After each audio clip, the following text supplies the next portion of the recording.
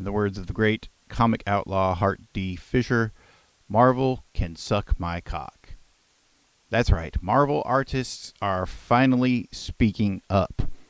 This all started this past week when Marvel and DC artist Dustin Nguyen made a post on social media talking about the small page rates that the big two offers, the big two being Marvel and their distinguished competition, DC. Everyone knows that neither one offers any sort of creative rights or participation in what is earned from anything that's generated from their various IPs, whether it be the comic books themselves or what has spun out of it, such as merchandising or, of course, the recent rise of these cinematic empires. So apparently Mr. Gwyn has had enough of it, so I thought I would share his thoughts with you all, and then I will go and share some of my own. So let's quote him here. "Fuck this current Marvel contract. I'm too small in the tier and can't negotiate a better one for you. Those in control, those whose work pull, please work for the rest of us. DC isn't far from them because after all they are a conglomerate of things owned by WB. Doesn't help your argument, but when I ask for things, DC works with me. I've asked Marvel for I swear, $75 page raise in the past 15 years. The minimum wage in California is doing better than them. Probably in a decade, even that asshole blank, I won't say his name, will do better than Marvel given a month. I don't even need that shitty chump change, but I want to see how cheap they are. All this equaling maybe a royalty that's the, please sir, can I maybe have 15 cents after you've made your thousands in things?" No response, so what am I treading carefully for again? I seriously forget. He goes on. Between them and DC, they are the only one that doesn't pay a royalty for overseas sales. Think. America is the originator of the superhero comic. Japan has anime, which we love. Europe has that cool-ass shit we love but can't describe. And what the fuck? They're not paying creators a piece. Come on. Fuck this fucking shit. Also, merch, lunchboxes, and teas. Good luck. I got a bunch of DMs from people telling me I gotta be careful. Don't cross Marvel. They're a major player. The only two in the mainstream. Oh my god. Fuck them. Man, like I give a flying fuck. Fuck Marvel Comics. I'm not directly working with. I love my Marvel editors because they get your books out to you on time. The direct staff has no control. They don't juggle the stupid fucking numbers. I'm going to break it into simple ass fucking terms. You're an artist. You draw shit. You want to get paid for shit now, in the future, forever. You draw now and in the future in countries everywhere, including the one you don't live in. Also, everyone, I'm not working with Marvel, can fuck themselves. Also, everyone I'm not working with at Marvel can fuck themselves. I read that improperly the first time. I've asked nicely for the past 15 years on behalf of every artist.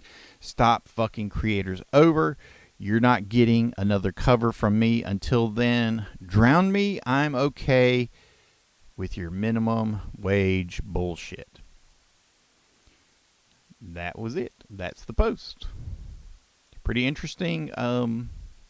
If you've been paying attention to the history of comics, you will know that this is nothing new. Nothing new. Jack Kirby had to famously go to war with Marvel in the early 80s for the right to have his original artwork returned to him, which had been systematically stolen from him over the previous decades and then sold by the people who stole it. Now, that's an entirely different episode. We can't quite dive into that subject here, but I do have Quite a collection of information that I gained from the late great, may he rest in peace, God rest his soul, Bob Bierbaum, who says he knows all about it and exactly who took Jack's pages and who sold them. But regardless, I believe that was, someone can correct me if I'm wrong. You can always send your responses to comicjutsu@gmail.com. I believe that was the first time that there were discussions for creating a creators union, for drafting some sort of creators' rights, and there were attempts to bring artists and writers together to create some sort of collective bargaining.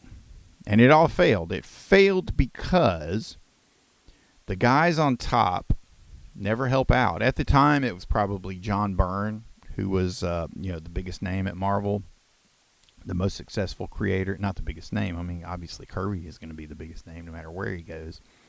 But John Byrne was the most successful in terms of production and page rate at the time in the early 80s. And, he famously, or infamously rather, went to court on behalf of Marvel and basically stood up for the man. He stood up for Marvel. And, it was years later that he railed against them, and he was upset, and he went to D.C., and then he was mad at D.C., and he left there. But regardless, the point still stands, is that that was probably as close as the industry will ever get to creating a creators union. Now that we don't have our giants like Jack Kirby with us anymore, the chances of this ever happening are slim to none. Of course, Rob Liefeld saw the comments about this, and he's made some of his own. Here Rob says, it's reaching a breaking point. I finished my commitment and regretted every minute of 2024 that I completed my assignment. I should have left the year prior. The thing is that it's hard to say goodbye to characters that you love. Now with Rob, he's talking about characters that he created and loved. He's not like myself or probably the bulk of you that are listening to this, and that perhaps when we were younger, we had dreams of, writing Spider-Man or Doctor Strange or the X-Men or, in my case, Shang-Chi. Though I still call him Shang from time to time. Rob had created Deadpool, and, recently he had a dust-up with Kevin Feige and the creators of the MCU for just not being treated very well during the rollout of Deadpool and Wolverine, and Rob was pretty flustered about that. But honestly, to Rob, I would say, you're lucky they even let you show up at all, because Kevin Feige and Hollywood, they don't give a crap about creators. They don't care where this stuff came from. They just care about making money. And that brings us back to the big two. And Marvel and DC have been shortchanging creators for decades. And it's not going to change anytime soon, because even if you have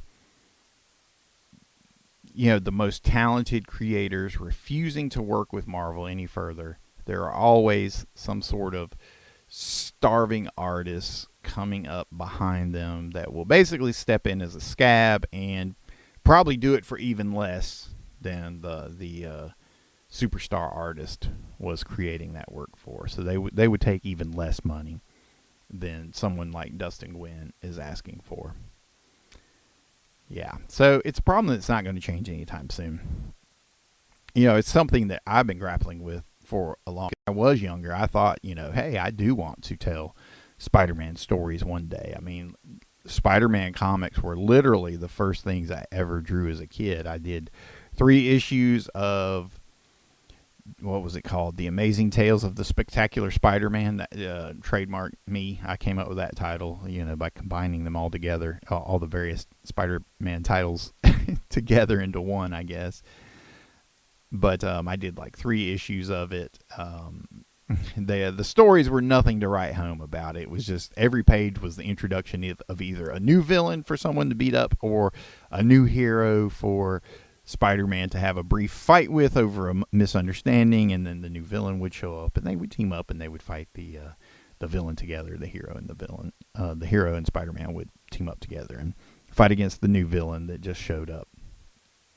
But anyway, I decided long ago,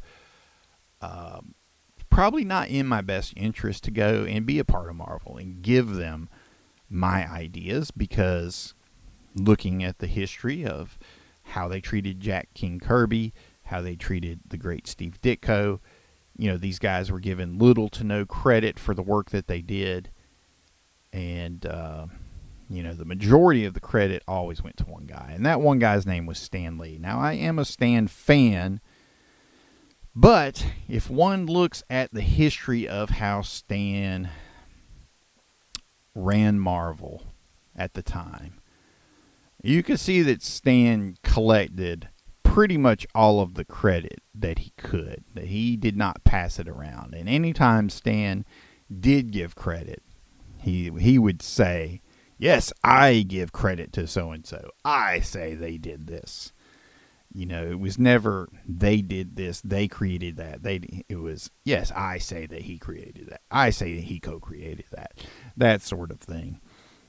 And if you're interested into diving into, as a side note, if you're interested into diving more into the backstory of the Marvel bullpen during Stan's years and the immediate years following Stan's tenure, I do recommend the Facebook group called The Marvel Method.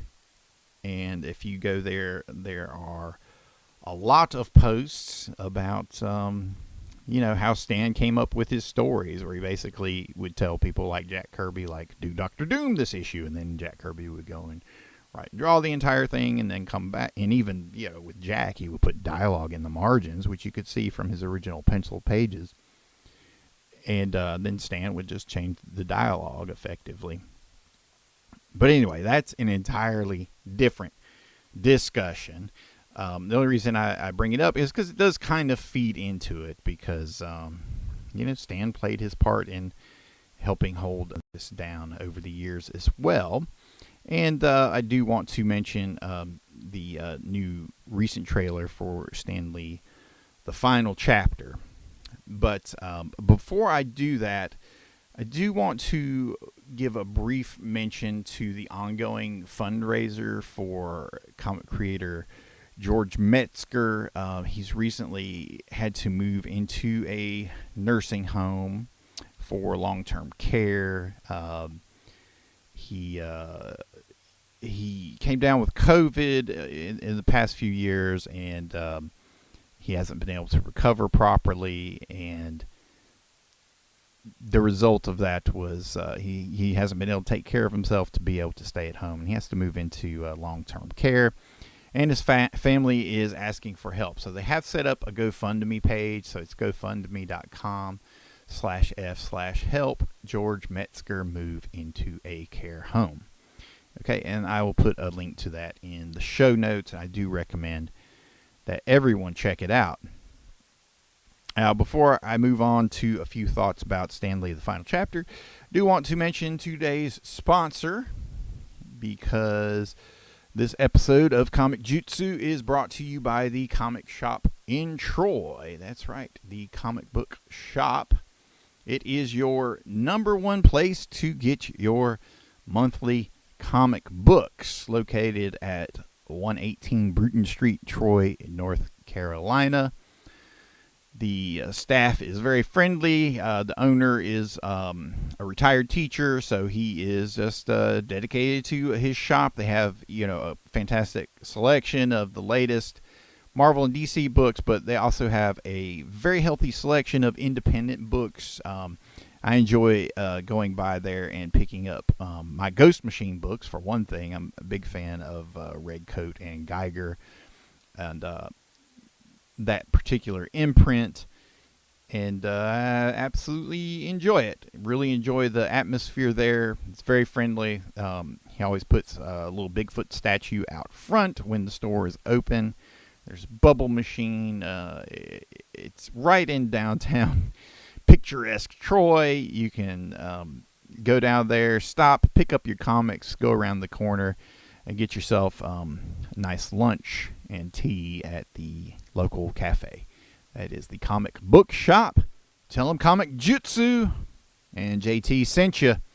Maybe they'll cut you a discount, but they won't give you my discount. All right, let's head back to today's topic, because the first trailer for Stan Lee, the final chapter, has been released. This is an interesting trailer because I wasn't as surprised by what I saw in the trailer, because I'm familiar with, what is being described as the exploitation of Stan Lee over the final years of his life. And the basic allegation is that the assistants that he had with him were just skimming money off of every event in which Stan took part for several years. I don't know how many years it was, so I am curious to see the entire documentary myself so I can get a full understanding of the timeline and how long this went on. Because if you saw Stan at a convention over, the final decade of his life, you'll know that his signature was extremely expensive to get. He was always signing a lot of comics, a lot of merchandise. He was always doing Stan Lee classes or luncheons or discussions or whatnot.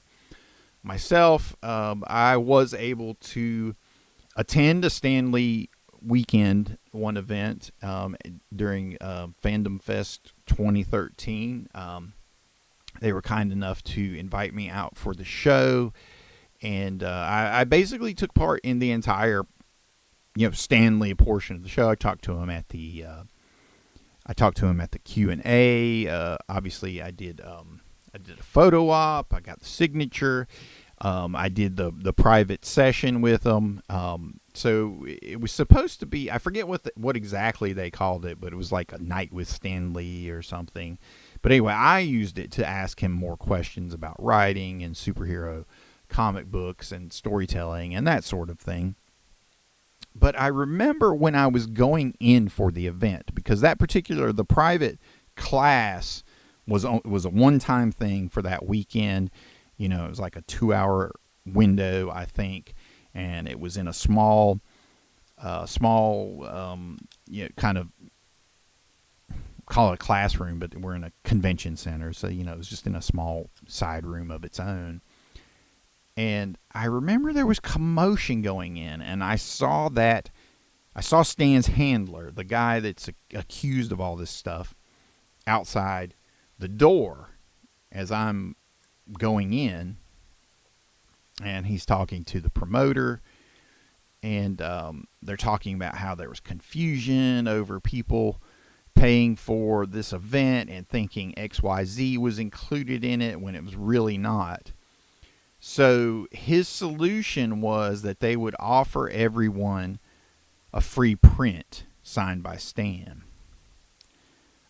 So I was included in that. So I got an extra print signed by Stan. And during the event itself, Stan is signing all these things, and he's like, man, this is, these are more posters than there are people in this room. What's going on with this? And that was just kind of just a little glimpse into how they were kind of working things, where they were overloading his commitments and, allegedly taking a big chunk of the money. And yeah, it's sad. Of course I have affection in my heart for Stan. When I was a kid growing up, I was a big fan of the cartoons. Those were literally the first place that I became aware of superheroes. It was the first bit of superhero media that I interacted with. Cartoons, the TV show. At the time we had live action Incredible Hulk, Wonder Woman, the $6 Million Man, Amazing Spider-Man had a TV show. Then there was the Spider-Man cartoon, followed by Spider-Man and His Amazing Friends, so on and so forth. But it was during the cartoons that I learned of Stan, and he would pop up with these intros. Hey kids, this is Stan Lee, and I'm here to tell you that Peter Parker has the same problems as you. Being a hero is not all it's cooked up to be, because sometimes you have to get your outfit to the cleaner on time, or whatever. Whatever spiel he was giving at the intro of the show, but at the beginning of the show. But he would always intro these shows, so that was where I learned about Stan. And I was like, oh, so this is the guy that made all this stuff. Now, at the time, I didn't understand that, he was responsible for, basically the writing, the dialogue, that kind of thing. I mean, to me, making it was, well, he wrote it, he drew it, he put the words in there, he scripted it, everything, which, of course, was not the case. But it was just encountering Stan like that helped make the Marvel Universe feel like a more connected universe, because he also did the introductions to the Incredible Hulk. So you would hear him on these two different cartoons, and then sometimes, Hulk and Spidey would cross over, and it just created this connective tissue to it. And then, when I first encountered comic books, superhero comic books, before I even read superhero books, I guess perhaps I had interest in licensed properties that meant something to me, like the Star Wars comic, or in the early 80s, the G.I. Joe, a Real American Hero comic. But, superhero comics I couldn't quite get into because they seemed impenetrable on the shelves. They were in the middle of these huge numbered runs, issue 268, or like with DC, they're in the 600s or thousands or whatever, and you're just thinking like, gosh, does that mean I have to read all 600 issues before I can jump into this one? Or do I have to read all 300 issues of Spider-Man before I can read this one? And I had to go to the library every day after elementary school. And it was at the library. They had those original pocketbook collections of the original stories by Stan and Jack and Stan and Steve. The, first 12 issues of the Fantastic Four, or Spider-Man, starting with Amazing Fantasy 15, or the Incredible Hulk, or Doctor Strange. And I started reading those, and I was hooked. I mean, I vividly remember just being in by Kirby's artwork, and just like the sheer character that the heroes on the page exuded. Like the Thing, I mean, he, it's a pile of rocks, a walking pile of orange rocks, but he had expression, he had emotion, I could feel, palpably everything that he was feeling, so those early stories, they really, really connected to me. And of course they all had Stan Lee Presents. So,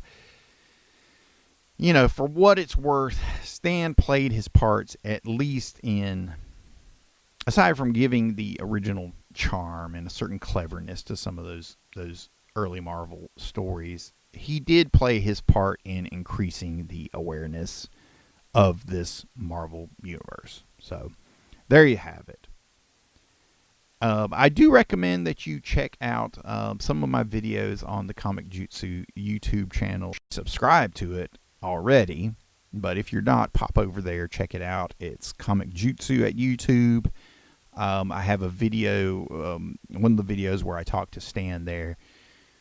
It's called Stan Lee and the Hero Who Could Be You, where I actually asked him about, creating Spider-Man. And you can see his response to me. And believe it or not, I do still have some secret footage from that Night with Stan Lee event. And unfortunately, it is here somewhere in my archives, and I have to dig it out, where I actually filmed part of the events of what was happening in that little during that little classroom and whatnot. So I have some unseen behind the scenes footage of Stan, and maybe if I can get enough people to subscribe to the channel, I will make the effort to go in, dig it out, and upload it so that everyone can see it. But especially you, my subscribers, my listeners, my followers of Comic-Jutsu. I love you because without you, none of this would be possible. So make sure you are subscribed to the podcast. Make sure you are subscribed to the YouTube channel, because your good boy JT is working on my graphic novel, and when that baby is ready, I want you to be ready to pick it up. Thanks for listening. This is JT Strebo for Comic-Jutsu, where we talk to you about the art of reading, creating, and collecting comic books. And to quote Hart D. Fisher once again, Marvel can suck my cock. Thank you, and good night.